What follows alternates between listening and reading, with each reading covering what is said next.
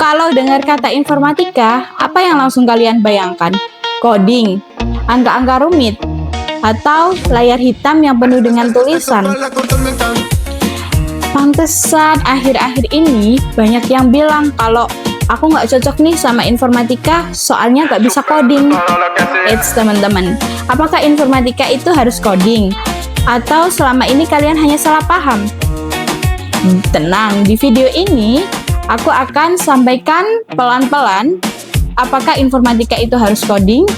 Jadi buat kalian yang masih ragu untuk masuk informatika, jangan ragu-ragu ya.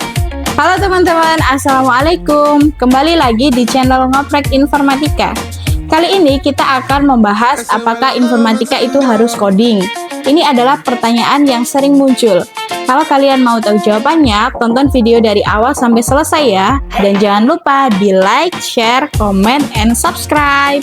Di masyarakat umum, banyak yang mengira bahwa informatika itu sama dengan coding. Padahal, informatika itu bukan satu-satunya tentang coding. Tetapi di dalam informatika ada satu bagian yaitu yang bernama coding. Jadi informatika itu suatu ilmu yang mempelajari tentang cara berpikir, cara memecahkan masalah, dan cara mengelola informasi. Makanya kalau kita di sekolah tingkat SMP atau SMA, itu kita tidak langsung diajari untuk coding, tapi diajari tentang cara berpikir, algoritma, jaringan, dan sistem keamanan komputer. Semua itu tidak ada hubungannya dengan coding, tapi nanti coding itu tahapan selanjutnya setelah kita selesai mempelajari materi-materi ini. Contoh sederhana dalam kehidupan kita sehari-hari ya, tanpa kita sadari ini. Saat kita membuat Mirobus, itu ada langkah-langkahnya.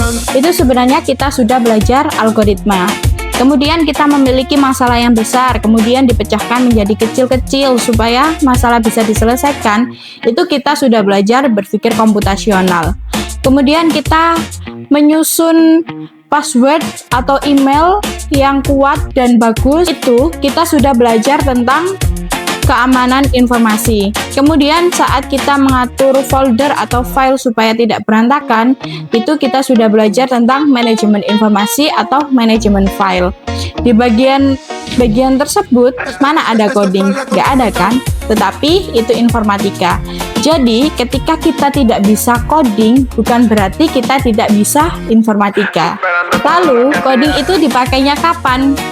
Coding itu dipakai kalau kita punya sebuah masalah, kemudian masalah tersebut mau dibuat menjadi suatu program. Tapi sebelum kita membuat suatu program itu, kita harus mempelajari masalahnya itu seperti apa, tujuannya itu bagaimana, dan langkah-langkahnya seperti apa.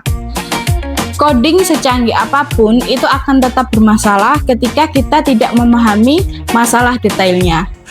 Kemudian banyak orang yang merasa gagal ketika belajar coding, itu bukan karena mereka tidak berbakat dalam coding atau bodoh dalam coding, tetapi itu karena mereka belum memahami masalah secara benar. Makanya coding itu bukan langkah pertama ketika kita belajar informatika, tapi coding itu langkah lanjutan. Jadi, apakah informatika tanpa coding itu bisa? Jawabannya bisa dan sangat bisa.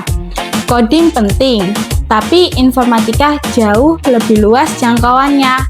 Kalau kalian masih pemula, fokuslah dulu pada cara berpikirnya ya. Karena kalau logikanya sudah kuat, coding pun jauh lebih mudah.